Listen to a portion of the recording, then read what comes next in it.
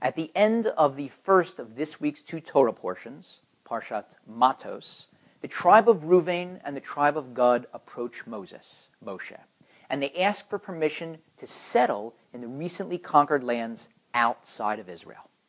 After Moshe gets assurances from them that they will indeed fight alongside their brethren during the conquest of Israel, he gives them permission, and those two tribes, along with half the tribe of Manasseh, end up settling outside of Israel. They are roundly criticized by the commentators for various reasons. Some explain that the motivations for those tribes in seeking to reside outside of Israel was base. They were greedy. They had flocks, and they were seduced by the very fertile land outside of Israel. They put profits over people. Others say it was a little more subtle. They felt that as shepherds, they'd have more free time on their hands to commune with the divine, to work on spirituality, to study Torah. That sounds great. One problem. If God tells you to go to Israel, go to Israel. Figure out how to use a plow. Become a farmer. You might have less free time on your hands. But if God tells you to do something, you do it. Others say it was even more nuanced. The reason that they wanted to settle outside of Israel is that they knew that Moshe was not going to make it into Israel. He was going to die outside and be buried in the lands that they were seeking. So they'd have the burial place of our greatest leader in their area. And in his merit, they'd have greater spiritual heights, and they'd be protected. So what's wrong with that? That sounds very noble. The problem with that is that they thought it was going to happen automatically. It was going to be a segula, a good omen, without any work. The mere fact that the burial plot of the lawgiver Moshe is in their plot, is in their area, that's going to help them. And we sometimes make the same mistake. We go out and we take those little red strings that we get from the tomb of Rachel and we wear them around our wrist. Or we take our little fingers and we dip them in the wine after Havdalah on Saturday night, and then we touch our eyes for illumination and our ears for inspiration and our pockets so we can be enriched. Imagine, you have a kid, let's make him a 13-year-old boy, and he does something wrong.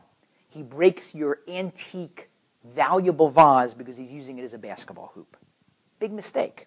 And a few hours later, when you've simmered down, you're going to talk to him and you're going to decide the appropriate punishment.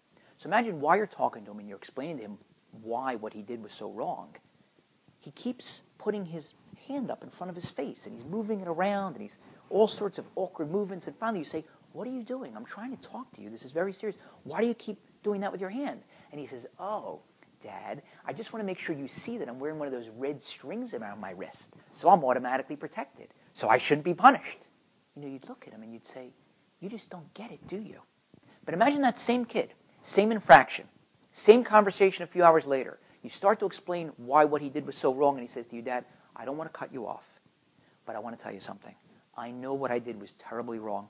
I have incredible remorse and regret, and I spent the last few hours not just thinking about it, but doing something about it. You know how my room is always a colossal mess, and you and Mom are always telling me to clean it up?